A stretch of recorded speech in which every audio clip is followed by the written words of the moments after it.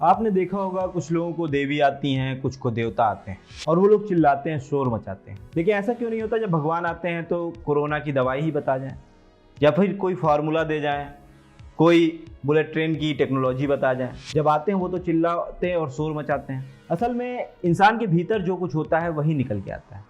कई लोगों को देवी या देवता आते हैं तो कुछ लोगों को भूत और चुड़ैल भी तो आते हैं। इसे कहते हैं प्रैक्टिकल वेदांत, यानी इंसान के अंदर ही ईश्वर वास करता है। और इसके बारे में हमें बताया था विवेकानंद जी ने। विवेकानंद जी ने प्रैक्टिकल वेदांत की जो बातें हमें बताई, आज हम उनकी चर्चा करने जा रहे हैं कि इंसान के अंदर जो ईश्वर मौजूद होता है उसे कैसे पाया जाता है और वो ईश्वर कैसे बात करता है और कैसे उस ईश्वर को पाएंगे। इन सब के बारे में हम आज बात करेंगे।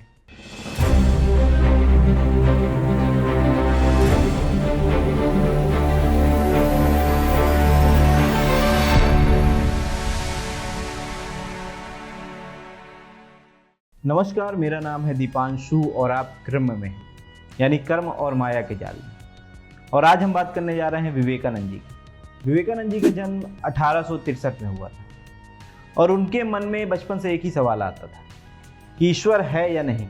जैसा कि आज भी सभी लोगों के मन में आता है कि ईश्वर है या नहीं, अगर है तो कहाँ है, और नहीं है तो फिर ये सृष्टि चला कौन रहा है, ये सारे काम हो कैसे रहे हैं, दुनिया भर की जो चीज़ें हैं वो होती कैसे हैं। ये सवाल विवेकानंद के मन में बचपन से आ रहा था और इसके लिए वो जगह जगह जाके बातें करते थे, लोगों से पूछते थे। जो भी विद्वान या दूसरे लोग उन्हें मिलते थे उनसे पूछते थे कि आखिर ईश्वर है कहाँ, मौजूद है तो दिखता क्यों नहीं, और कैसे दिखेगा, मुझे बता ही दो कैसे दिखेगा तो मैं वो कर लेता हूँ, शायद मुझे दिख जाए।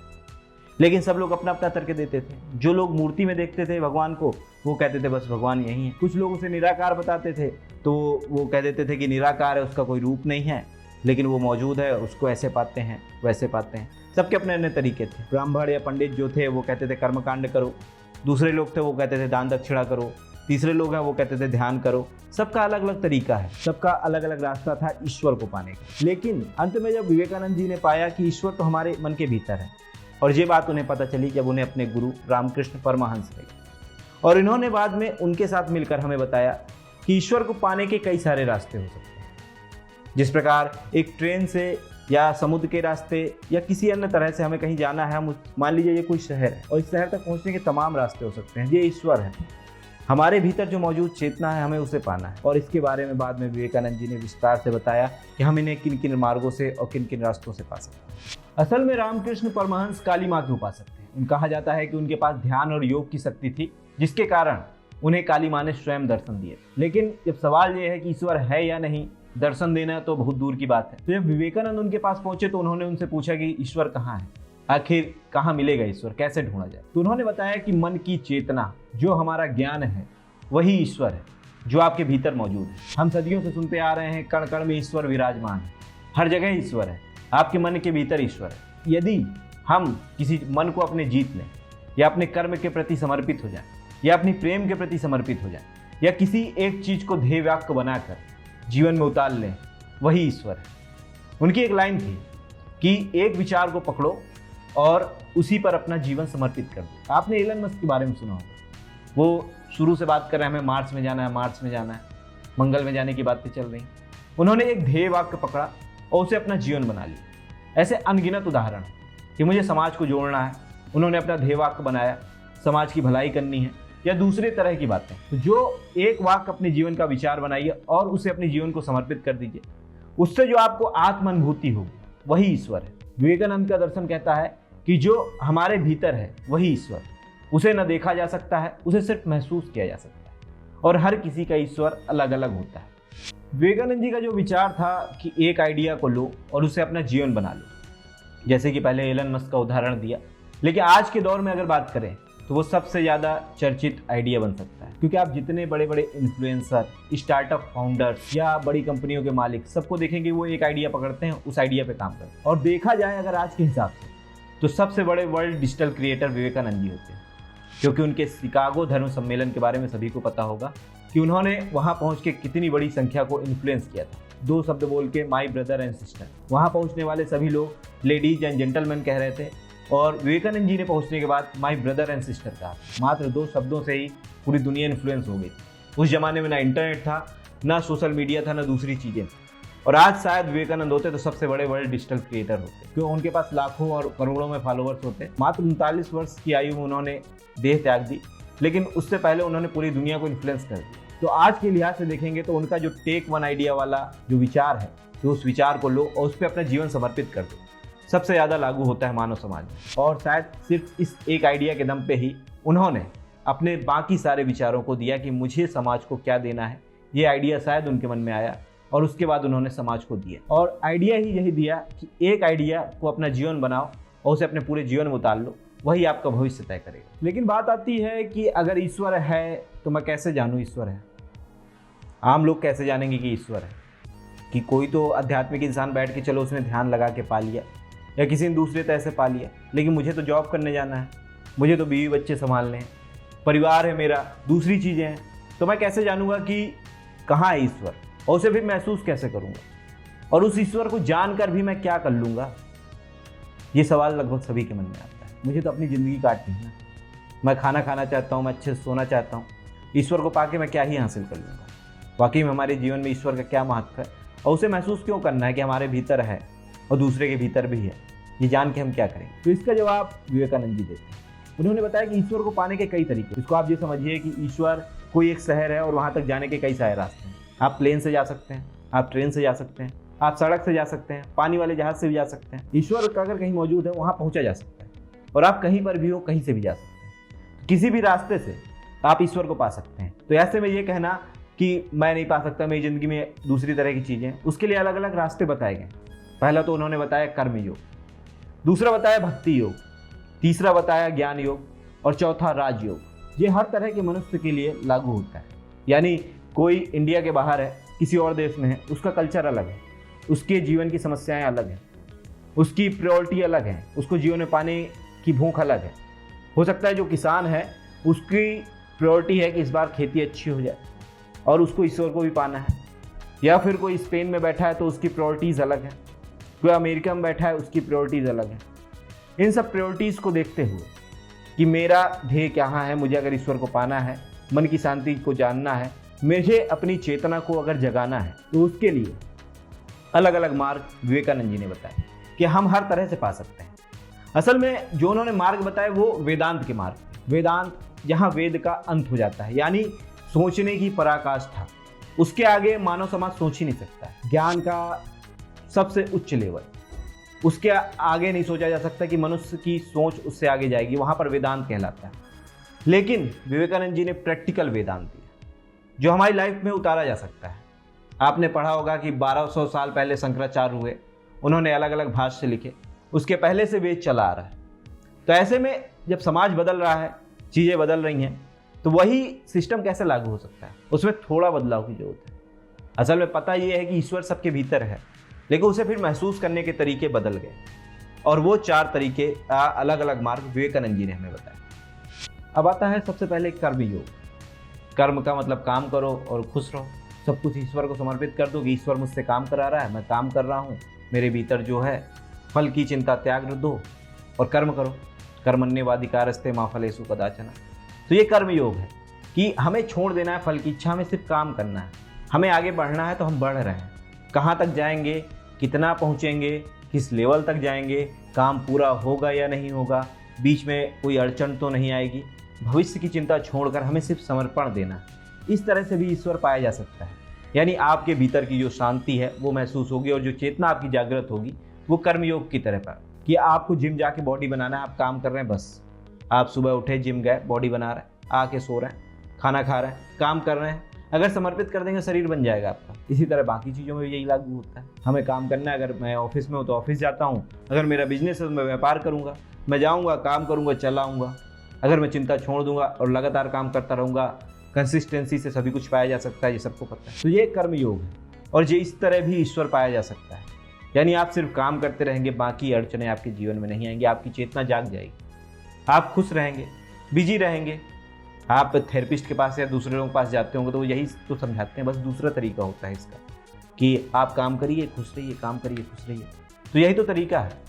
इसे विवेकानंद जी पहले ही बता गए कि कर्म योग है, कर्म करना है, फल की चिंता नहीं करनी है, बिना टेंशन लिए और परेशान हुए बिना काम करते रहना है।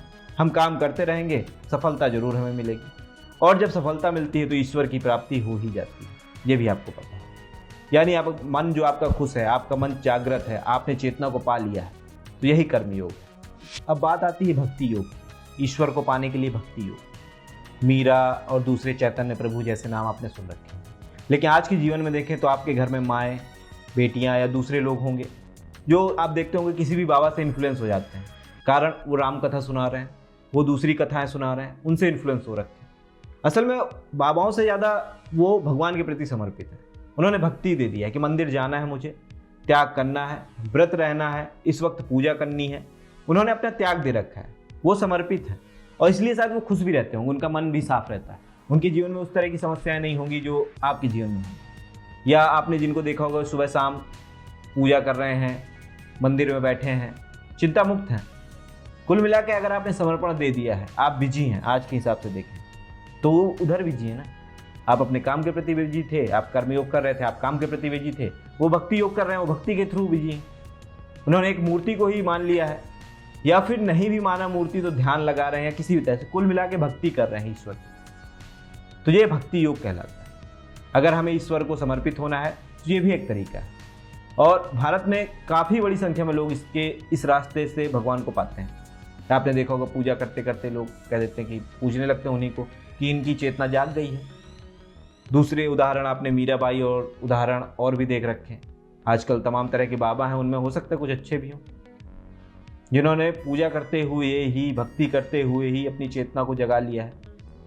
वो मानव समाज का कल्याण समझने लगे हैं, वाकई में खुश कैसे रह सकते हैं ये उन्हें पता चल चुका है। तो ये भी एक रास्ता है भक्ति के थ्रू भगवान को पाने का।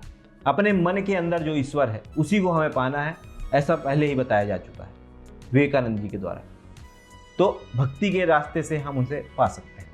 अब बात आती है ज्ञान योग की। ज्ञान योग क्या है? जैसे आपने आजकल देखा होगा लोग सवाल खड़े करते हैं कि मैं कौन हूँ, ये समाज में क्या चल रहा है, क्या ही हो रहा है, मेरी बुद्धि कहाँ जा रही है, लोग ऐसा क्यों सोच रहे हैं। सोशल मीडिया का कंट्रोल तो नहीं है सभी पे, इनके सोचने के तरीके में, इनकी पॉलिटिकल जो इनके डिज़ायर हैं या इनकी सोच है, वो सब सवाल खड़े करना, ये भी एक रास्ता है।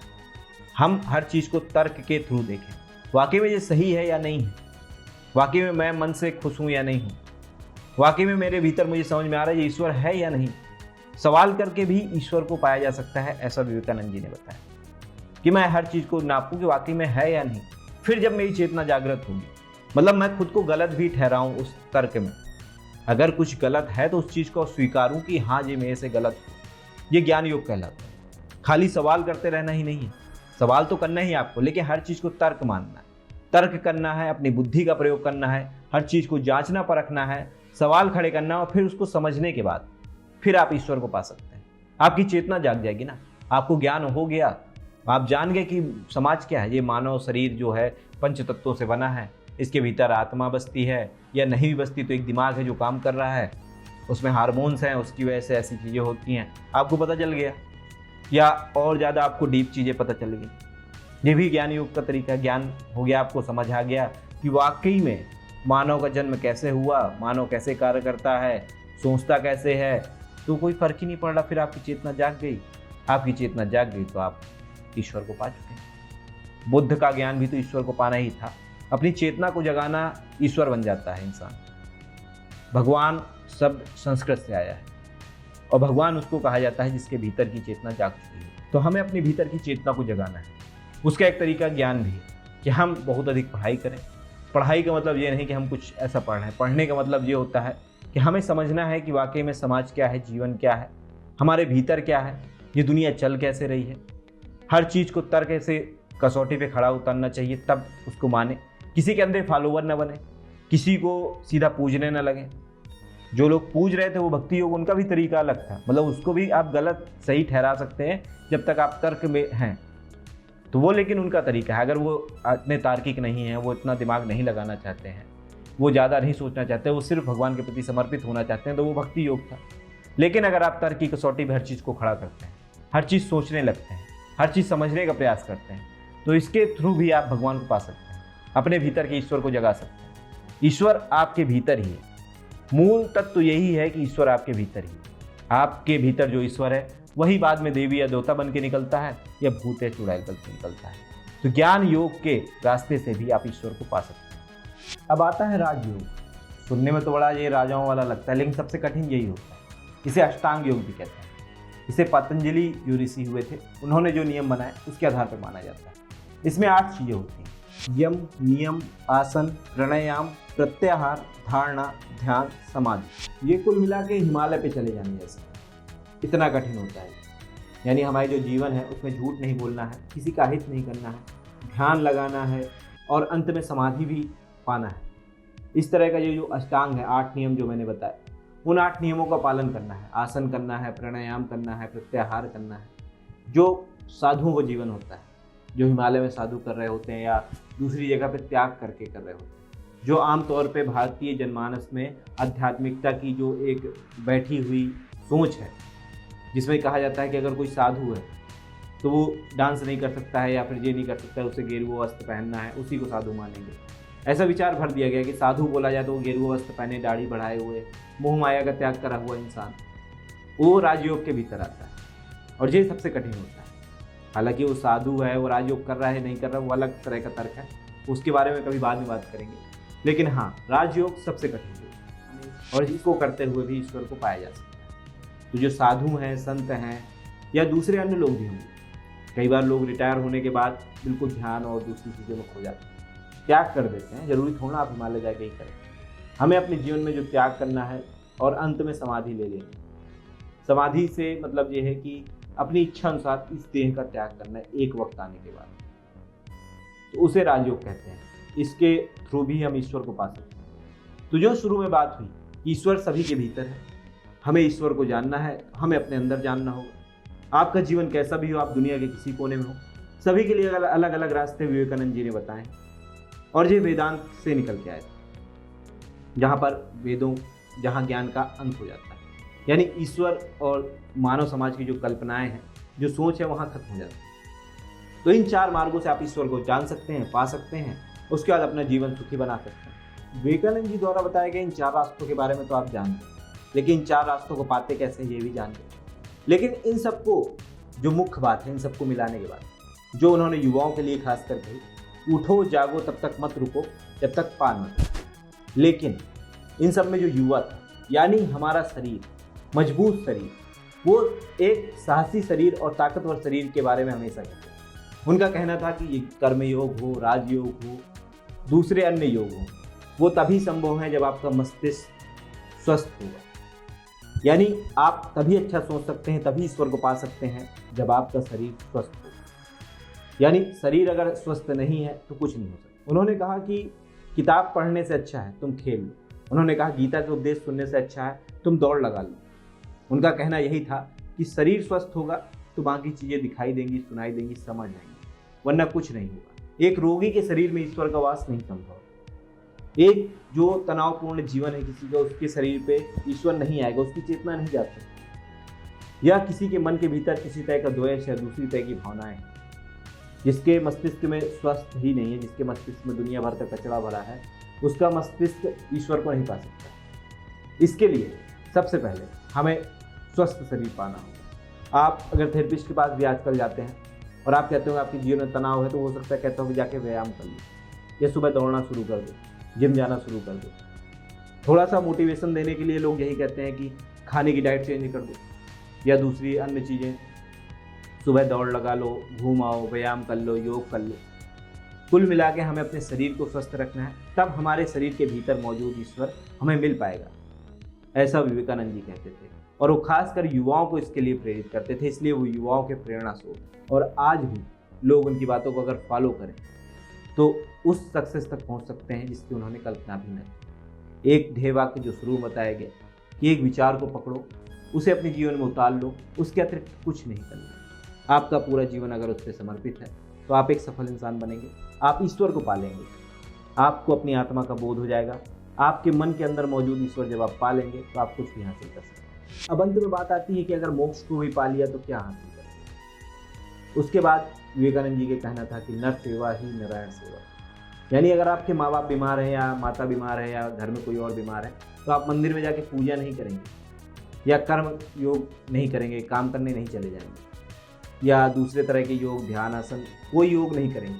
आप सबसे पहले उनका इलाज करेंगे, उनकी सेवा करेंगे। नर सेवा ही नारायण सेवा है। आप बस ये सोच के सेवा करेंगे कि शायद मैं ईश्वर के लिए कुछ कर रहा हूँ। यानी सब कुछ पा लेने के बाद भी दूसरों की मदद करना ही एक सच्चे मानव का जीवन है। अंत में वो यही समझा के गए। अगर उनकी बातों को हम अपने जीवन में उतारते हैं तो हो सकता है हमारा जीवन सरल और आसान हो जाए और हम एक सुखी जीवन जी सकें। तो आपको विवेकानंद जी के अब तक किन विचारों के बारे में पता था और आप क्या सोचते थे, और अब जीवन को लेकर आप क्या सोचते हैं और ईश्वर के अस्तित्व को लेकर क्या सोचते हैं? कृपया हमें कमेंट करके जरूर बताएं और आपके क्या विचार हैं ईश्वर को लेकर वो भी हमें बताएं। हमारा वीडियो आपको कैसा लगा उसके लिए लाइक, कमेंट, शेयर और सब्सक्राइब करें। तब तक के लिए बने रहें क्रम में के साथ।